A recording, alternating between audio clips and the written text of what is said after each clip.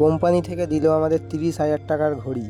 কেন দেখুন, এই যে স্ক্যানারটা দেখতে পাচ্ছেন, এই স্ক্যানারে স্ক্যান করেই কিন্তু ঘড়িগুলো প্রত্যেককে দেয়া হয় সকালে ডিউটির শুরুতে। এবং এই ঘড়ির মাধ্যমে কিন্তু লোকেশান ট্র্যাক করা যায় যে কোন ব্যক্তি কোন জায়গায় আছে, আদেও সে কাজ করছে কি না, কতটা একদিনে কাজ করলো, পুরো প্রোগ্রেসটাই কিন্তু এই ঘড়ির মাধ্যমে ওঠে। সেটা কিন্তু আমাদের যে টেকনিক্যাল অফিসার বা টিম আছে তারাই দেখতে পায় একমাত্র।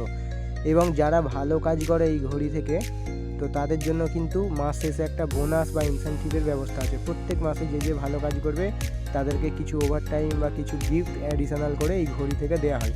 এখানে দেখুন অনেক রকম অপশান আছে, আপনি যখন যে প্রোগ্রেস করবেন সেটাই করবেন, সেটাতে সিলেক্ট করে করবেন, সব ওকে হয়ে যাবে।